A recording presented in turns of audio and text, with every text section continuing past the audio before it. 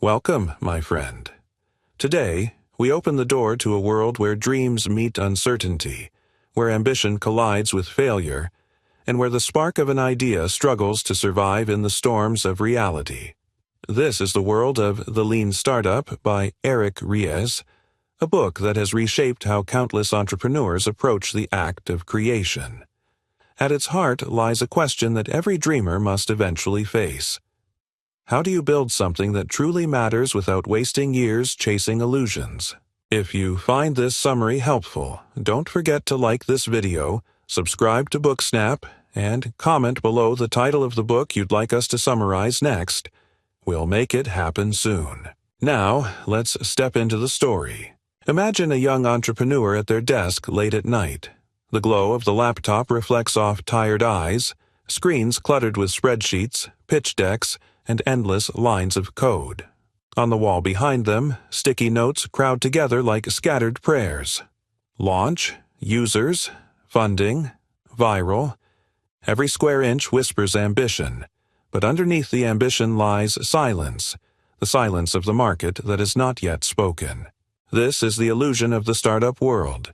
For every company that seems to rise overnight, 1,000 others vanish without leaving even a footprint. Dreams burn brightly, but the fuel runs out quickly. Eric Ries knew this intimately. He had built, he had failed, and he had tasted the bitterness of pouring years into something nobody wanted. His journey began not as a polished formula, but as a personal search for survival. How do you keep creating when failure is the default? The world of entrepreneurship is seductive. We see stories of visionaries who begin in a garage and end with empires.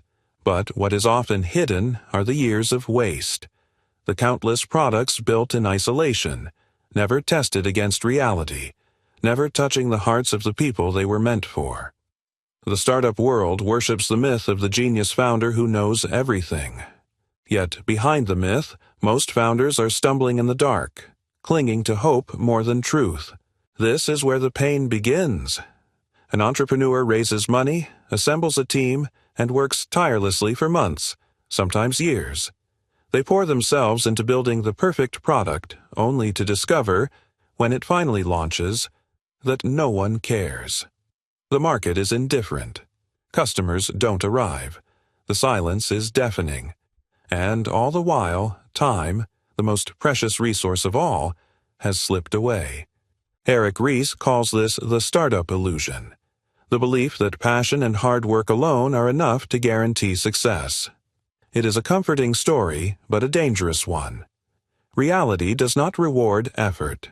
It rewards relevance. The universe does not bend to our vision unless that vision touches something real in the lives of others.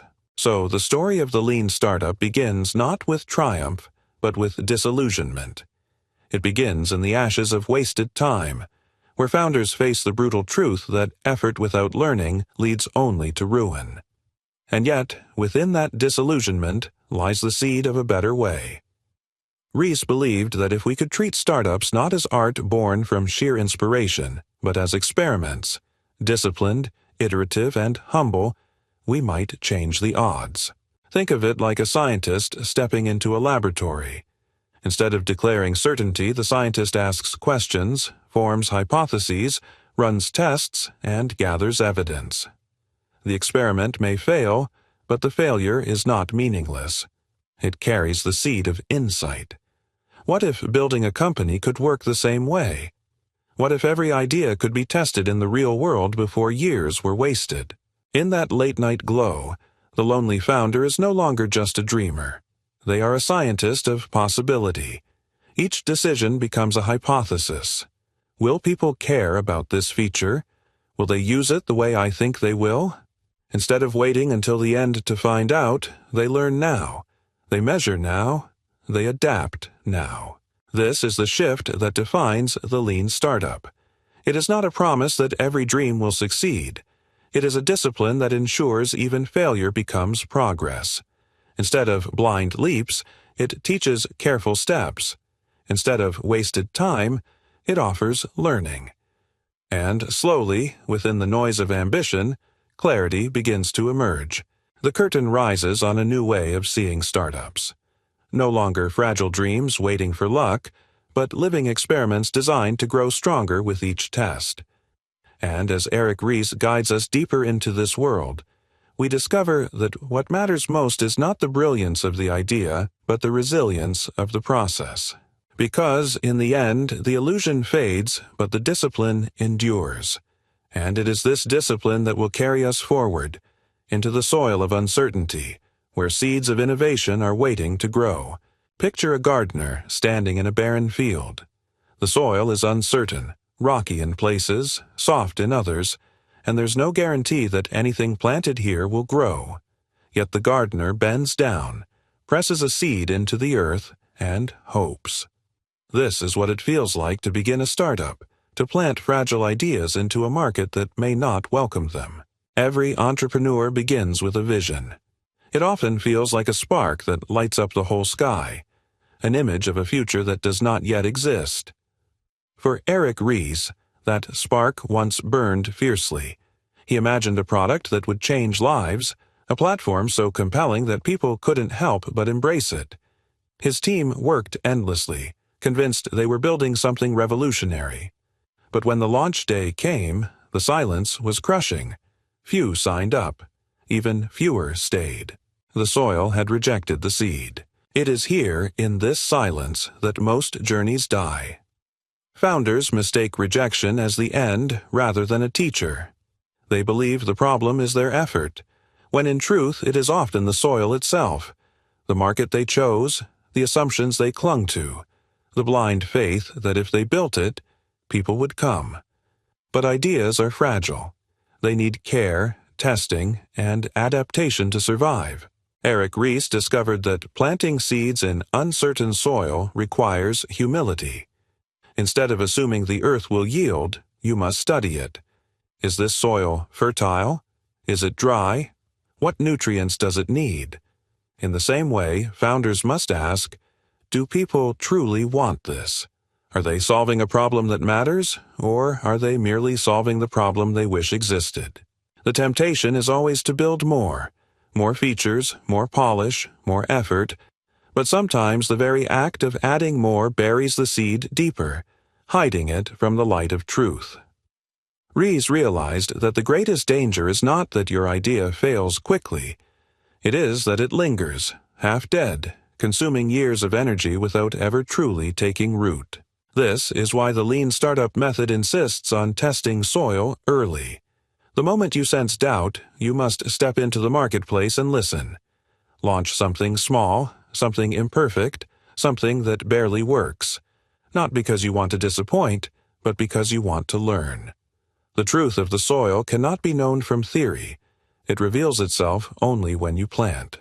In his early ventures, Ries poured energy into what he thought people wanted, only to watch them walk away. Each time, the soil rejected the seed. But slowly, painfully, he began to see the pattern. It wasn't about the brilliance of his vision. It was about the match between the vision and reality. The startup journey is not about forcing the soil to change for you. It is about finding where the soil already wants to grow. Consider a founder building a new app. They believe it will save people time, so they labor night and day, adding features, polishing design, chasing perfection. But when it launches, no one downloads it. Was it because the app wasn't good enough? Or was it because people never cared about the problem it solved in the first place? Without testing the soil, the answer remains buried.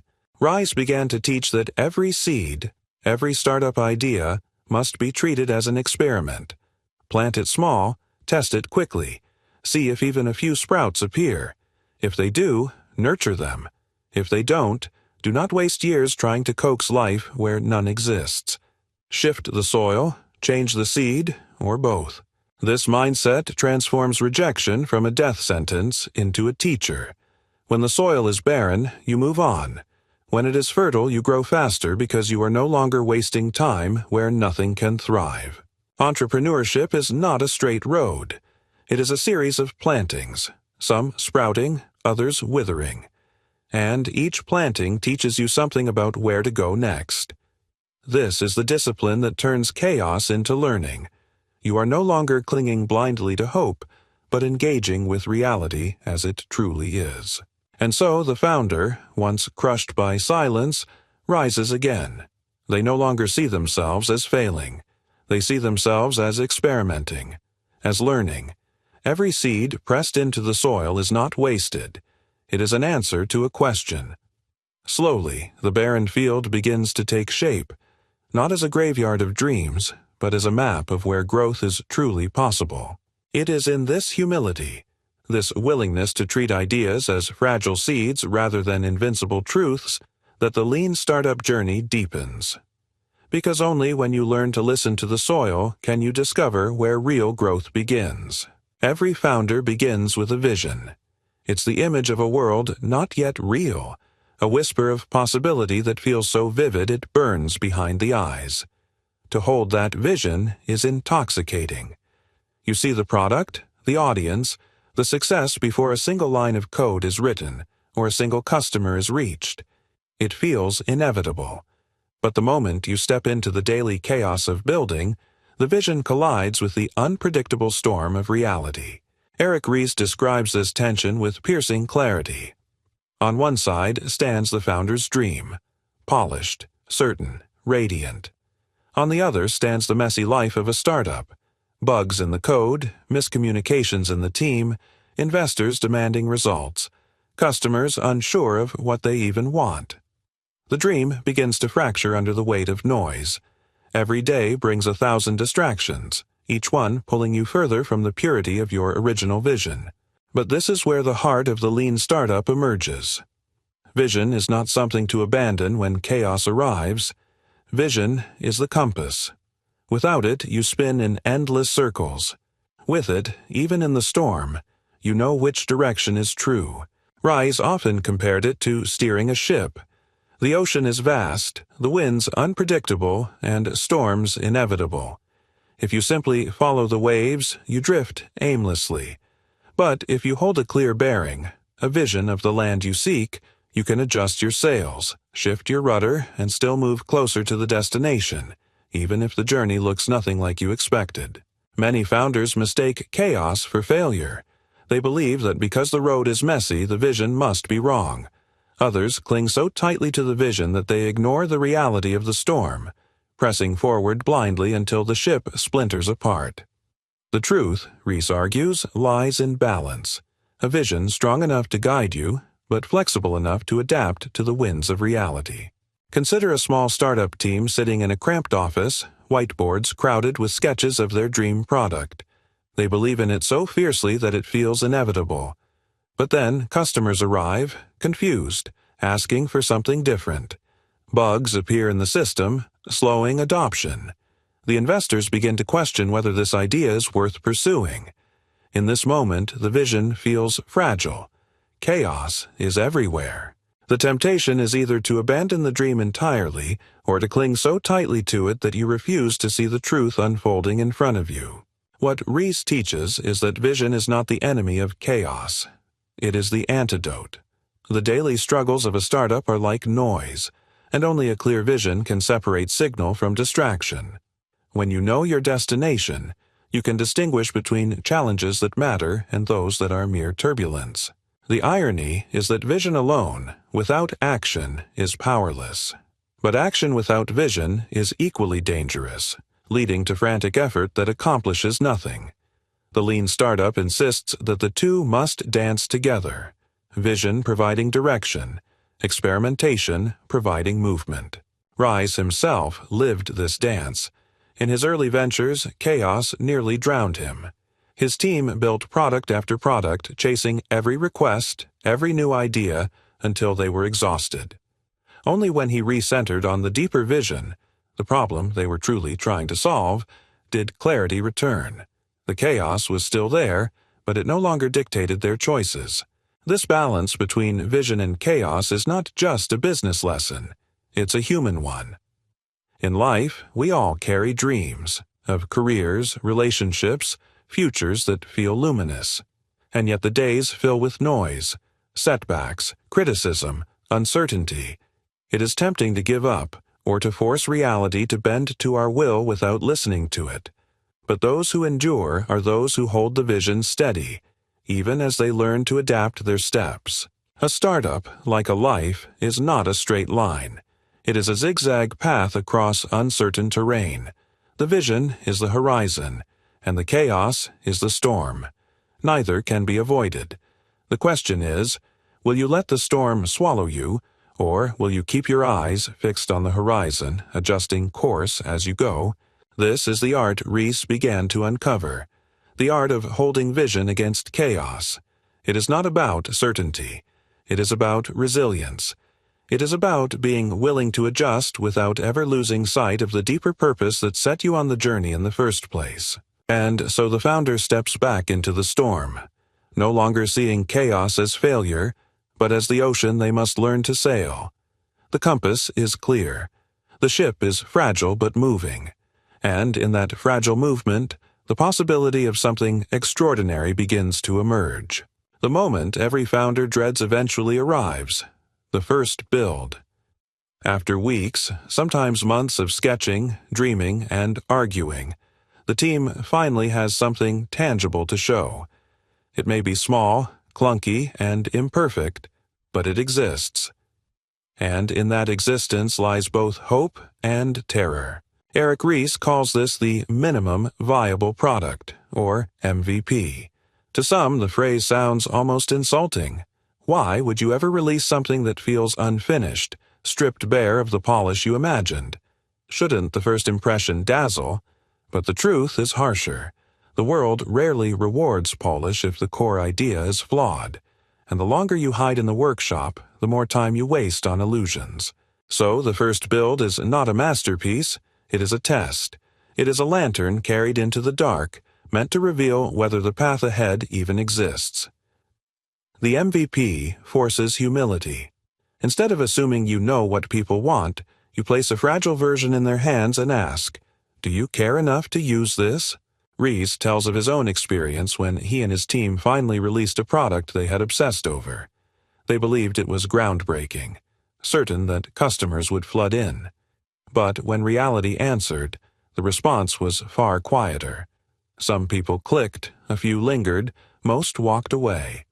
It was a sobering moment. But it was also a gift, because in that rejection lay clarity. The product, as built, was not yet the answer. The MVP is the first mirror that reflects truth. Without it, founders live in fantasy, convinced they are geniuses. With it, they are forced to face reality. And though reality can be brutal, it is also the only soil where growth can take root. Imagine a young team unveiling their MVP, a bare-bones app with just one feature, awkward design, and rough edges. They send it to a handful of users holding their breath. The first feedback trickles in. It doesn't work the way I expected. Why can't I do this? I don't see the point. At first, it stings. But then, buried in the criticism, comes a spark. I really like this one part, if only it did more of that. Suddenly, direction appears. The MVP has done its job. The danger is not in launching too early. The danger is in waiting too long, perfecting something no one wants. Ries warns against what he calls stealth mode, where teams labor in secret for years, convinced they are protecting brilliance, only to discover that the world never asked for what they built. The MVP liberates founders from that trap. It shifts the focus from perfection to learning. Every flaw revealed by users is a gift. Every criticism is data. Every small moment of delight is a clue. Instead of wasting years polishing a fantasy, you begin learning from reality on day one. Of course, launching an MVP takes courage. It is humbling to show something unfinished, to admit you don't yet know the answers. But this humility is the foundation of real progress. It tells the world we are here to learn, not to prove we are right. And in that openness, trust begins to form between creator and customer. The first build may wobble like a newborn foal, unsteady and awkward, but it breathes. And because it breathes, it can grow. In that fragile moment, the founder learns one of the deepest lessons of entrepreneurship. Progress is not about building faster or grander. It is about learning sooner. And so the MVP becomes more than a product. It becomes a ritual of honesty, a declaration that the journey has truly begun. From this point forward, the founder is no longer working in imagination, but in dialogue with reality. And in that dialogue lies the chance to transform not just a product, but the entire way we think about creating. There comes a moment in every founder's journey when the road splits. One path leads forward into the unknown, continuing along the same direction with faith that persistence will eventually pay off. The other turns sharply, demanding a change in course, a painful admission that the assumptions driving the journey were wrong. Eric Ries calls this the crossroads of pivot or persevere. It is never an easy decision. To persevere feels noble, a badge of honor that says, "I will not quit." But perseverance without progress is stubbornness disguised as courage. On the other hand, to pivot feels like failure, an admission that the original dream was flawed. Yet sometimes that very act of humility is what saves a company. Ries learned this lesson through bruising experience. In one of his ventures, his team had spent countless hours refining a product they were certain would succeed. Each new iteration felt closer to the dream. But the data told another story. Customers weren't engaging, growth was stagnant, and excitement had faded. The team was exhausted, trapped between loyalty to the vision and the reality staring them in the face. It was here that Ries discovered the true meaning of a pivot. A pivot is not giving up. It is a disciplined shift, changing one element of the strategy while keeping the broader vision intact. It is steering the ship, not abandoning it. A company might pivot its product, its audience, its distribution channel, or even its business model. But at its heart, the pivot honors the same compass, solving a problem that truly matters. Picture a founder standing before their team, the weight of the weeks of data heavy in their hands. Charts on the screen show flat lines where growth should be. The room is silent. Finally, the founder speaks. "This isn't working, but what if we change direction?" Fear ripples through the group.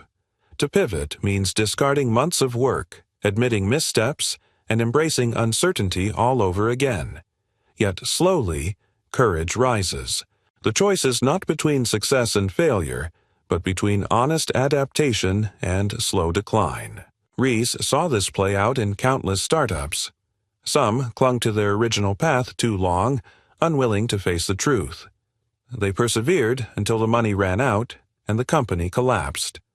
Others learned to pivot early, guided by data rather than pride, and discovered entirely new opportunities that dwarfed their initial vision. One of the most famous examples Ries often shared was Twitter. The company began not as a social media giant but as a small podcasting platform called Odeo. When Apple entered the podcasting space, Odeo was crushed. The soil had turned barren. The founders faced the pivot or persevere moment. Perseverance meant slow death. Pivoting meant betting everything on a half-formed idea, a microblogging tool where people could share short updates. That pivot became Twitter. The lesson is clear. Perseverance is only virtuous when the data supports it. When experiments reveal no movement, no spark, then clinging to the old path is not bravery, it is waste. The true courage lies in pivoting, in trusting that a new direction, though uncertain, may unlock the future the old one could not. This is not a decision made lightly. To pivot or persevere requires reflection, evidence, and honesty. It asks a founder to step outside their own ego and see the truth. It demands discipline, to know when persistence is wisdom and when it is blindness. In life, too, we face pivot or persevere moments. A career that no longer fulfills us. A relationship that no longer grows. A dream that no longer breathes. We tell ourselves that perseverance is virtue, but sometimes the greater wisdom is to pivot, to change course, not out of weakness but out of fidelity to the deeper vision of the life we want to live. So the founder stands at the crossroads, no longer asking, "Do I give up or push on?" but rather, "What have I learned, and how will it guide me now?" The answer is rarely easy, but it is in that decision, pivot or persevere, that the fate of both startups and lives is written. And lives is written. And lives is written. And lives. Every startup hungers for growth, but in the lean startup world, growth is not measured by vanity, not by press mentions, social media likes, or the illusion of popularity. True growth is measured by learning. Eric Ries calls this validated learning. It is the transformation of raw experiment into insight, the process of turning uncertainty into knowledge that shapes the path forward. Picture a founder watching the early data roll in from their product launch. The numbers look exciting at first glance. Thousands of visitors to the website, hundreds of downloads in the first week. The team cheers. But then comes the harder truth. Most visitors never return, most downloads sit unused, and almost no one is paying. On paper, the numbers glitter. In reality, they mean nothing. The team has discovered the trap of vanity metrics. Validated learning is the antidote. It asks, what did we actually learn about our customers? Did we discover that they value one feature more than another? Did they show us that the problem we thought was urgent is barely a whisper in their lives? Did we prove, even in a small way, that the product solves something real? Without this learning, all the charts in the world are empty noise. Ries compares it to the work of a scientist. A scientist does not celebrate simply because they ran an experiment. They celebrate when the experiment yields knowledge that moves them closer to truth. In the same way, a startup must treat every product release, every feature, every test as an experiment designed to teach. Success is not building more, it is learning faster. Imagine a company testing two versions of its homepage. One says, "Sign up for free now." The other says, "Discover how we can save you time." Each version is shown to a random set of users. The team holds its breath. One version converts twice as many sign-ups as the other. That single difference, a phrase, a framing, reveals what truly motivates their audience. That is validated learning. But validated learning goes deeper than tactics. It is the discipline of asking questions before making assumptions. Instead of saying, "We know customers want this feature," the lean startup founder says, "Let's test it." Instead of assuming, "This product will spread by word of mouth," they ask, "What experiment will tell us if that's true?" Each test, win or lose, delivers a piece of the puzzle. Ries insists that even failure counts as progress, if it is measured. When a feature flops, it is not wasted effort. It is data proving that the idea does not work. The only real waste is when founders ignore the results, clinging to illusions because the truth is uncomfortable. Validated learning requires humility, the courage to admit when you were wrong, and the discipline to celebrate the lesson rather than the illusion. In practice, this means shifting how we measure progress. Instead of celebrating downloads, we ask, how many customers use the product more than once? Instead of counting sign-ups, we ask, how many people returned and invited others? Instead of focusing on gross revenue, we ask, how many users found enough value to pay again? Each question pierces deeper into reality, stripping away noise until only truth remains. For Ries, this was not theory, but survival. In his ventures, he had been fooled by false signals too many times. He learned that without validated learning, startups drift in circles, working harder but never moving closer to success. With it, even the smallest experiments illuminate the path forward. And beyond business, validated learning speaks to life itself. We often cling to vanity metrics in our own journeys. The number of compliments, the size of the paycheck, the appearance of success. But the deeper question remains. What are we learning about ourselves? Are we discovering what truly fulfills us, what matters most, what sustains us? Without that learning, all the numbers are hollow. So the founder returns to the data, not to seek comfort, but to seek clarity. Each experiment becomes a dialogue with reality. Each result, whether thrilling or disappointing, adds another brick to the foundation of truth. And slowly, from that foundation, a company grows, not out of illusion, but out of understanding. Validated learning is more than a method. It is a mindset. It teaches us to prize knowledge over pride, progress over appearances. And once you embrace it, failure no longer feels like the end. It feels like a step forward, because every step, even the missteps, teaches you where to go next. Imagine a chaotic workshop where tools are scattered across the floor. Blueprints are stacked in uneven piles, and exhausted builders stumble from one task to the next without knowing what comes first. This is what most startups look like in their early days. Chaos disguised as hustle. Everyone is busy, but progress is unclear. Energy burns hot, but direction flickers. Eric Ries discovered that this chaos could be tamed by building what he called a startup machine. Not a literal machine, but a disciplined process that transformed uncertainty into rhythm. At the core of this machine was a simple cycle. Build, measure, learn. The cycle begins with build. Not in the sense of creating a grand, polished product, but in constructing the smallest experiment that can test an assumption. The goal is not perfection, but speed. What is the quickest way to find out if this idea has life? The answer might be a prototype, a landing page, even just a mock-up shown to potential users. The point is to move from theory into reality as fast as possible. Next comes measure. Every experiment produces signals. Do people click? Do they stay? Do they return? Do they pay? But measurement in the lean startup is not about raw numbers. It is about actionable data, signals that reveal whether the assumption is true or false. Without careful measurement, the cycle collapses into guesswork. Finally comes learn. The real magic of the machine lies here. Each experiment becomes a teacher. Success teaches what to do more of. Failure teaches what to stop.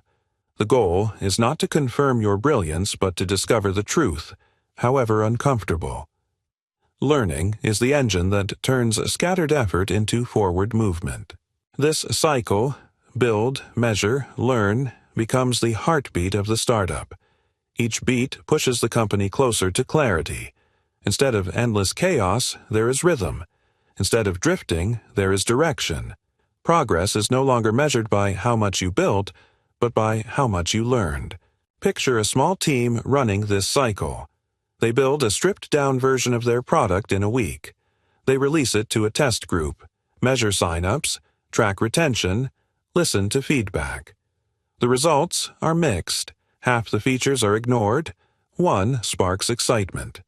Instead of despairing, the team learns. They cut the wasted features, refine the one that worked, and begin again. Each cycle is short, fast, and brutally honest. And with each cycle, the product grows closer to what customers truly want. The beauty of the startup machine is that it transforms failure into fuel. When an experiment flops, it is not wasted time. It is a lesson that accelerates the next cycle. Instead of months lost, only days are spent. The machine thrives not on certainty but on humility, the willingness to be proven wrong quickly so you can be right sooner. Ries emphasizes that this process does not kill creativity, it channels it. Founders often fear that discipline will smother their vision, but in reality, discipline protects the vision by preventing it from being buried under wasted effort. The machine ensures that every spark of creativity is tested against reality, giving it a chance to ignite. Beyond business, the build, measure, learn loop mirrors how growth works in life. We build, we take action, however imperfect. We measure, we reflect on the results, listening to what reality tells us. We learn, we adapt, adjusting our course with each step. Those who thrive are not the ones who get everything right the first time, but the ones who cycle through faster, learning more with each attempt. The startup machine is not glamorous. It is not the image of a genius striking gold overnight. It is the slow, steady rhythm of disciplined experimentation. But it is this rhythm that turns chaos into clarity, fragility into resilience, and dreams into realities. And so the founder, once lost in the noise of busyness, begins to hear the steady beat of progress. Build, measure, learn, again and again. With each cycle, the machine grows stronger. With each cycle, the dream edges closer to truth. Every founder dreams of growth, a sudden surge of customers, a wave of attention, the curve of a graph bending upward. But Eric Ries warns that not all growth is real. Some of it is smoke, a fleeting spark that looks impressive but dies quickly. True growth is not an accident or a stroke of luck. It is sustained by engines, mechanisms that keep creating value long after the initial excitement fades. He describes 3 such engines. The first is the sticky engine of growth. Imagine a product so useful, so essential, that once people adopt it, they stay. The focus here is not on flashy acquisition, but on retention. Do customers keep coming back? Do they integrate the product into their daily lives? A startup that masters this engine grows steadily, like roots deepening into the soil. The second is the viral engine of growth. Here, every customer brings another, not through expensive ads, but through word of mouth, sharing, or network effects. One person's use naturally spreads to their friends, their family, their colleagues. Think of early Facebook. You joined because everyone around you was joining. The growth is exponential, not because of clever marketing, but because the product itself carries the seed of propagation. The third is the paid engine of growth. This is the simplest to understand, but also the most unforgiving. Customers are acquired through advertising or direct sales, and the test of sustainability is clear. Do you earn more from each customer than it costs to acquire them? If yes, the cycle feeds itself. If not, it burns cash until the company collapses. Each engine tells a different story about how growth can endure, but what they share is discipline. Real growth is measured not by vanity numbers, downloads, clicks, buzz, but by whether the engine is turning on its own, compounding value with each cycle. Picture a founder staring at their dashboard. The numbers look big. Thousands of new users this week. But then comes the harder question. How many stayed? How many invited others? How many paid? If the answers are weak, the growth is hollow. The graph may rise today but collapse tomorrow.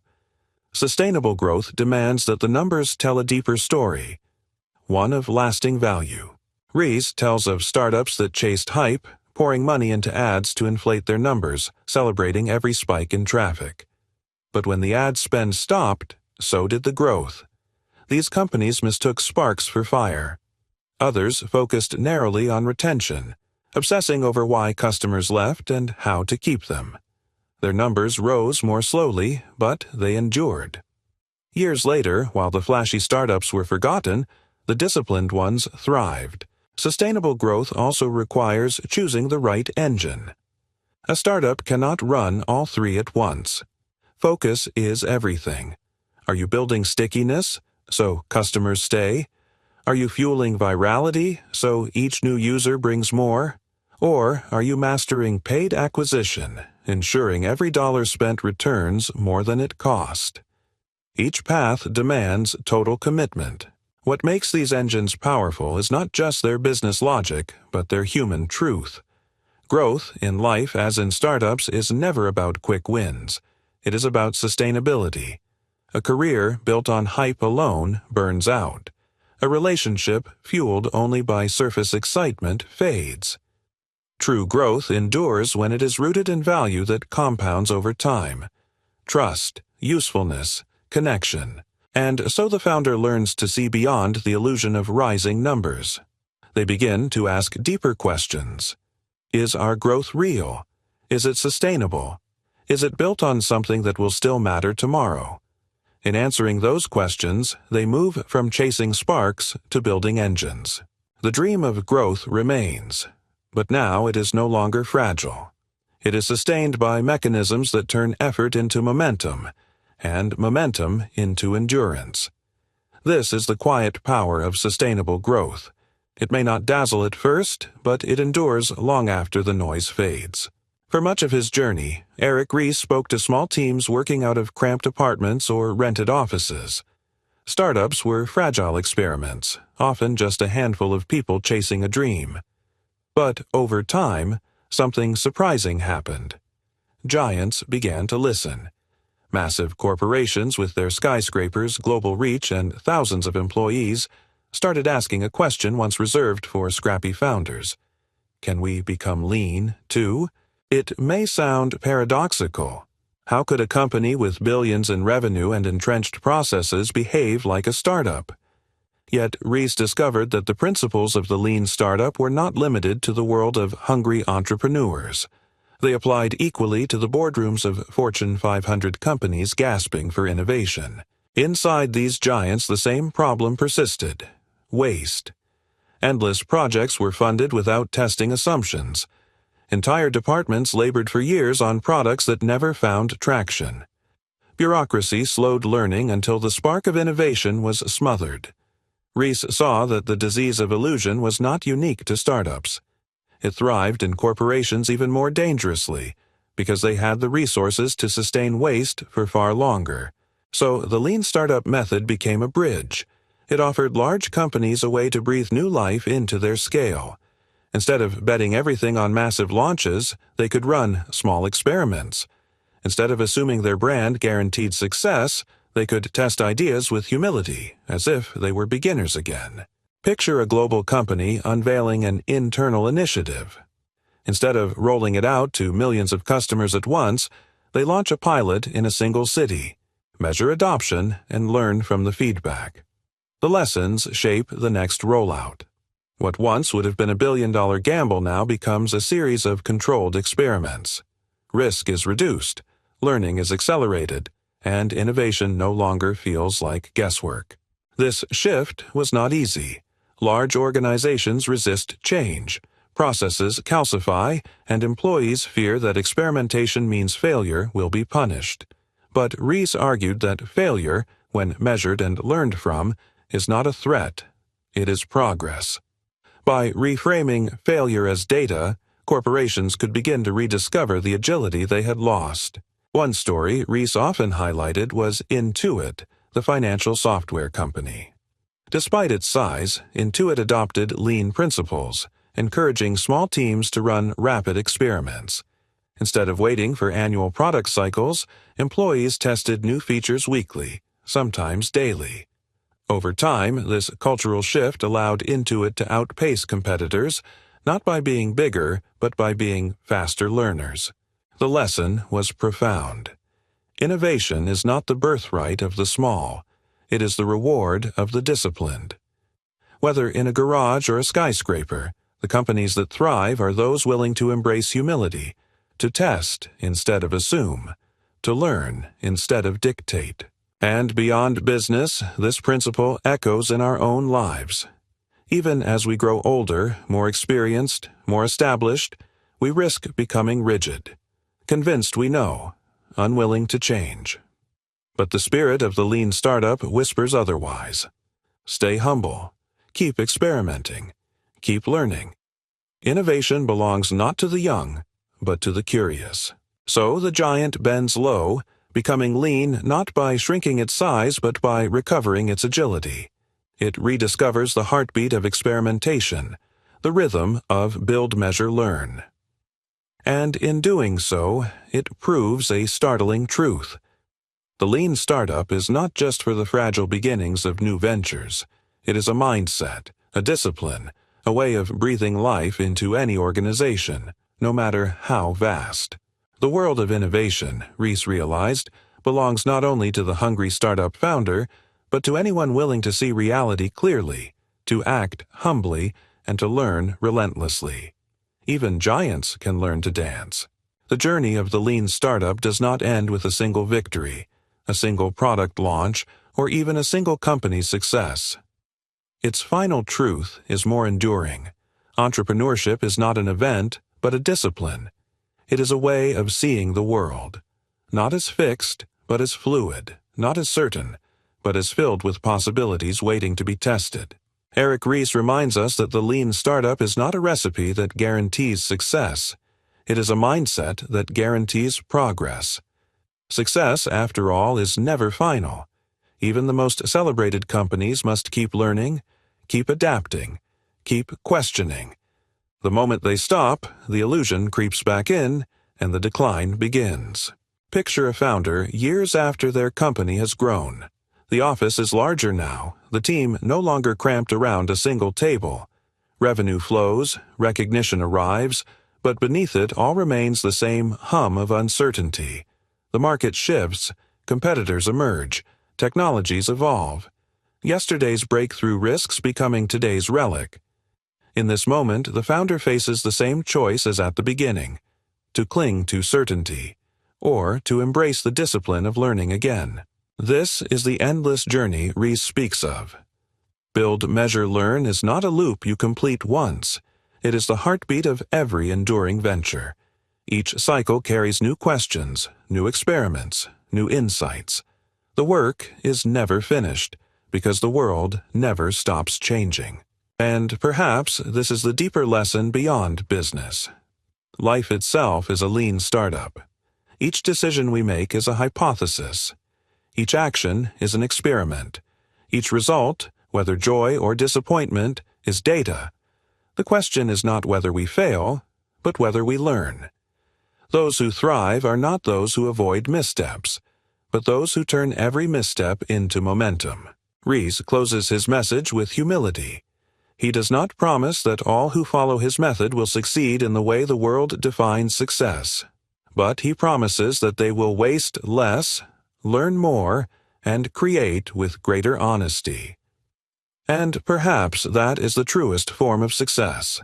Not chasing illusions, but living in dialogue with reality, building something that matters step by step. So the story ends where it began, with a founder staring into the uncertain soil of the future. The seed in their hand is fragile, the market unpredictable, the risks real. But now they are not planting blindly. They are listening, testing, learning. They are ready to pivot if the soil rejects them, ready to persevere if it welcomes them. They know that the journey will not end with this seed, or even the next. It is endless, but it is also alive. And for those who dare to walk this path, who embrace the lean startup not as a trick but as a way of being, the uncertainty of the future is no longer something to fear. It is a field of possibility, waiting to be cultivated, one experiment at a time, experiment at a time, experiment at a time.